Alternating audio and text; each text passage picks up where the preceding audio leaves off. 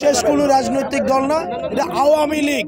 আপনাকে বলতে হবে এটা আওয়ামী লীগের ভারতে বসে এটা ষড়যন্ত্র। আপনাকে স্বীকার করতে হবে এই দেশে হিন্দুত্ববাদী রয়েছে। আপনি যদি এই হিন্দুত্ববাদী যে মনোভাবটা, এই উগ্রবাদী মনোভাবটা যদি আপনি স্বীকার করতে না পারেন, তাহলে এই সমস্যাটা সমাধান করা সম্ভব না। এই হিন্দুত্ববাদ আমাদের যে সার্বভৌমত্ব এবং ন্যাশনাল সিকিউরিটিতে একটি বড় একটি থ্রেট। আমরা বারবার এই হাসিনা পালিয়ে যাওয়ার পরে আমরা দেখেছি যে ষড়যন্ত্র অব্যাহত আছে এবং ভারতে বসে উনি দেশের স্থিতিশীলতা নষ্ট করার জন্য পায়তারা করে যাচ্ছে। এই কারণে এই যে ঘটনাগুলো ঘটছে, গতকাল সাইফুল ভাইকে নৃশংসভাবে যেভাবে হত্যা করা হয়েছে, সেটি হচ্ছে হিন্দুত্ববাদী উগ্রবাদিতার যে প্রকাশ, এই উগ্রবাদিতার বহিঃপ্রকাশ ঘটেছে।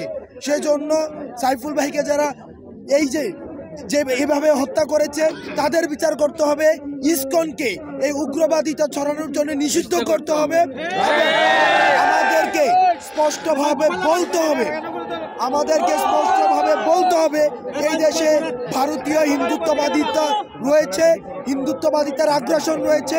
আমাদের এই সাম্প্রদায়িক সম্প্রীতিকে নষ্ট করার জন্য 5ই আগস্টের পরে আমাদের কোনো ভারতীয় ভাই, আমাদের হিন্দু ভাই এমন হয় নাই যে তার মন্দির ভাঙা হয়েছে, তার সম্পদ দখল হয়েছে। আমাদের দাড়ি টুপিওয়ালা ভাইরাই এসব মন্দিরকে পাহারা দিয়েছে।